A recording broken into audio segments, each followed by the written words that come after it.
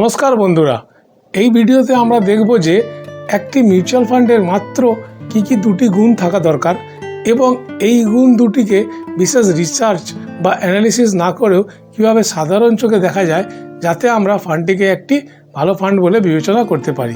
তো প্রথম গুণটি হলো ফান্ডটা কতটা পপুলার বা জনপ্রিয় এবং সেটা কিভাবে মেজার করা যায় সেটা আলোচনা করব এই ভিডিওতে। শুধু জনপ্রিয় হলেই তো হয় না, সেই খ্যাতিটা ধরেও রাখতে হয় লাগাতার। মানে হলো পপুলার হওয়ার পরেও কন্টিনিউয়াস হাই পারফরম্যান্স, এবং এই পারফরম্যান্সটিকে মাপার জন্য একটা ফ্যাক্টর আছে, সেই ম্যাজিক ফ্যাক্টরটা নিয়েও এই ভিডিওতে আমরা আলোচনা করব। তো চলুন শুরু করা যাক। তো প্রথমে আসছি পপুলারিটিতে। পপুলারিটি মেজার করার জন্য একটা সহজ সিস্টেম হচ্ছে ফান্ডটার AUM, মানে হচ্ছে অ্যাসেট আন্ডার ম্যানেজমেন্ট।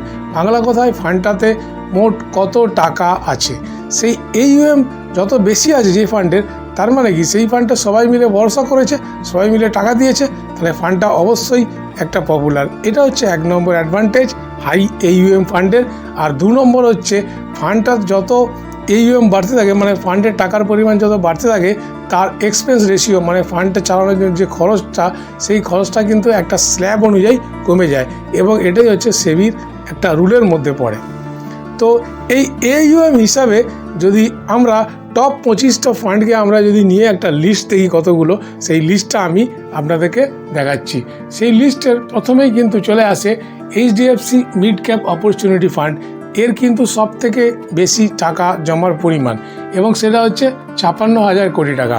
এবং তারপরে আসছে 2 নম্বরে পরাগ পারেখ ফ্লেক্সি ক্যাপ ফান্ড। এটা তারপরে সব থেকে বেশি টাকা এই ফান্ডেই আছে, সেটা হচ্ছে 52,000 কোটি টাকা। এইভাবে যদি আমরা টাকার পরিমাণ ধীরে ধীরে কমিয়ে লিস্টগুলো তৈরি দেখি, এখানে এই লিস্টের লাস্টে যেটা আছে সেটা কোডাক হচ্ছে ফ্লেক্সি ক্যাপ ফান্ড, যেটা হচ্ছে 44,568 কোটি টাকা।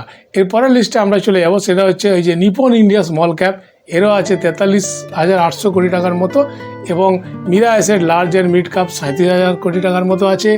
ICICI প্রুডেন্সিয়াল ভ্যালু ডিসকভারি ফান্ডেও 37,570 কোটি টাকা আছে। আপনারা এই লিস্টগুলো পজ করে দেখে নিতে পারেন। এই অনুযায়ী 25টা পরপর ফান্ড আছে। পরের লিস্টে যদি আমরা আসি, এখানে আছে অ্যাক্সিস ব্যাঙ্ক আছে, অ্যাক্সিস ব্যাঙ্কের ELSS ফান্ড আছে, অ্যাক্সিস ব্লু চিপ ফান্ড আছে, তারপর HDFC টপ 100 ফান্ড আছে, খুব পপুলার ফান্ড।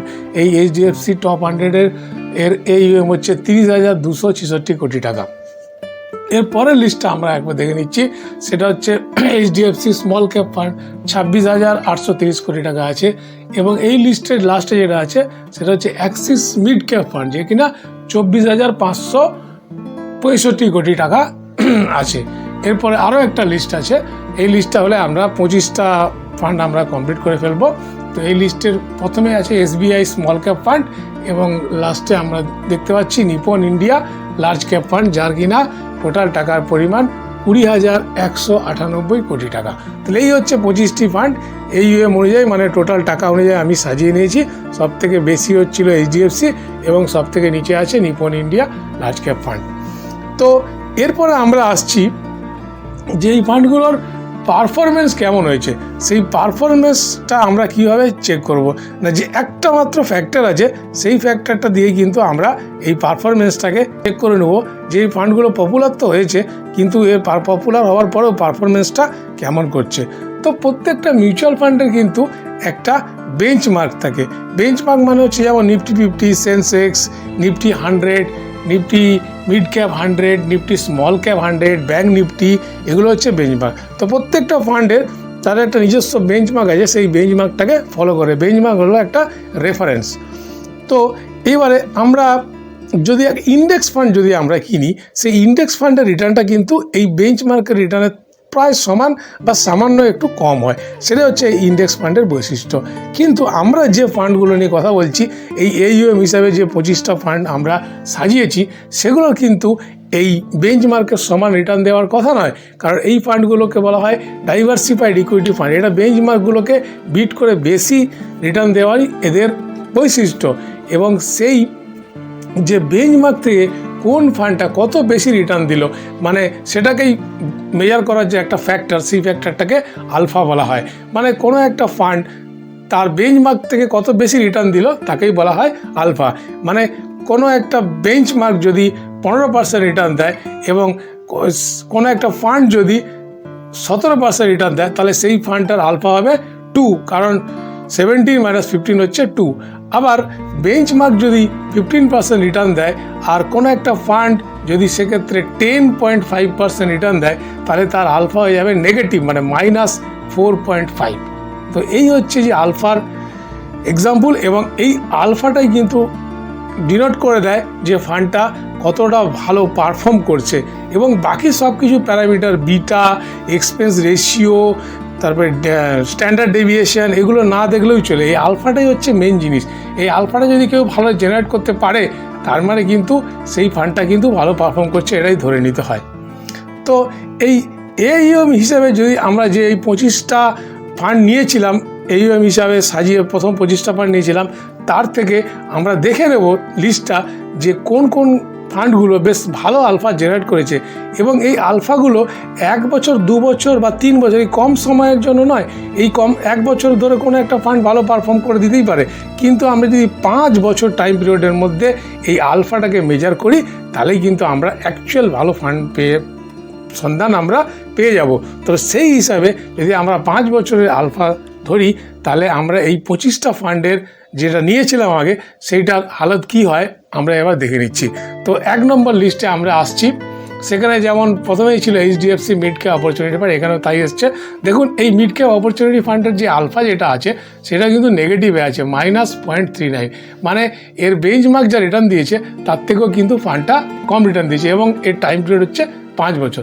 কিন্তু তারপরে ফান্ডটা, এই পরাগ পারেখ ফ্লেক্সি ক্যাপ ফান্ড, এই ফান্ডটা দেখুন, এই ফান্ডটার কিন্তু আলফা কিন্তু পজিটিভ 5.32, মানে বেঞ্চমার্ক যা রিটার্ন দিয়েছে তার থেকে কিন্তু ফান্ডটা অনেক বেশি রিটার্ন দিয়েছে। তো এইভাবে এই লিস্টে দেখুন HDFC ফ্লেক্সি ক্যাপ ফান্ড, এও কিন্তু পজিটিভ আলফা দিয়েছে। যেগুলো গ্রিন করা আছে সেগুলো কিন্তু পজিটিভ আলফা দিয়েছে, আমরা এখানে দেখতে পাচ্ছি। পরের লিস্টে আমরা দেখি Nippon India small cap fund positive alpha দিয়েছে, মানে ভালো রিটার্ন দিয়েছে। তারপরে ICICI prudential value discover fund, এটাও কিন্তু দিয়েছে। এর পরের লিস্টে আমরা সেই পরের লিস্টে আছে Mirae asset large and mid cap fund, এও কিন্তু আলফা 0.54% জেনারেট করেছে। তারপরে আছে HDFC টপ 100 ফান্ড, এও কিন্তু আলফা ভালো জেনারেট করেছে।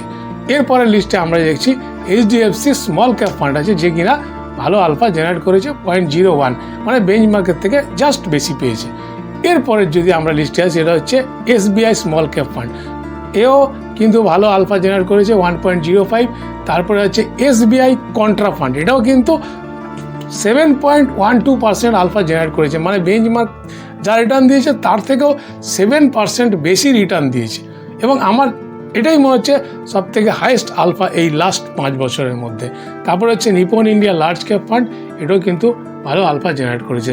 তাহলে বন্ধুরা, এর থেকে আমরা দেখলাম যে HDFC mid cap opportunity fund, তার AUM সব থেকে বেশি ছিল, কিন্তু এই লিস্টের প্রথমে যে ফান্ডটা ছিল সব থেকে বেশি ছিল তার টাকা, কিন্তু সে কিন্তু আলফা কিন্তু ভালো জেনারেট করতে পারেনি, জাস্ট মাইনাস আলফা জেনারেট করেছে।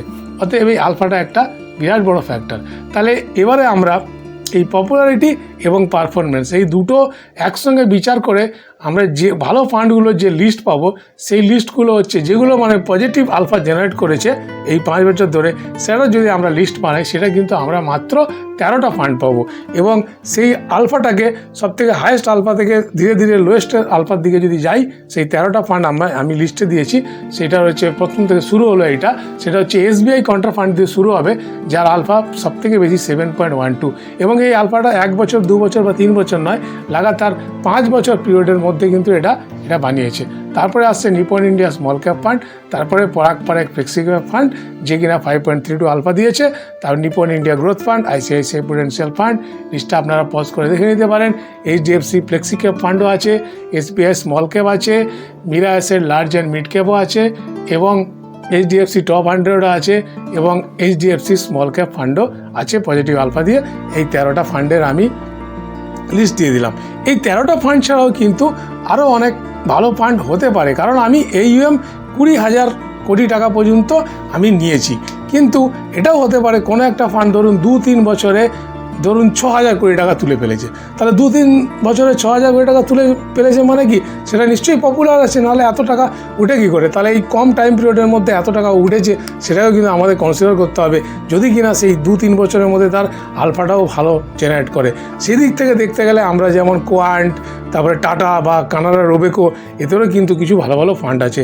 আমি জাস্ট এক্সাম্পল দেওয়ার জন্য এই 20,000 কোটি টাকা পর্যন্ত নিয়েছিলাম। তো আজ এই পর্যন্ত থাক বন্ধুরা। এই মিউচুয়াল ফান্ড ভালো ভালো ভিডিও পেতে গেলে অবশ্যই চ্যানেলটা সাবস্ক্রাইব করবেন, এবং এই ভিডিও সম্বন্ধে কিছু জানার থাকলে, কোশ্চেন থাকলে অবশ্যই কমেন্টস বক্সে বেশি বেশি করে লিখবেন। আমি কিন্তু সকলেরই অ্যান্সার দেব। নমস্কার।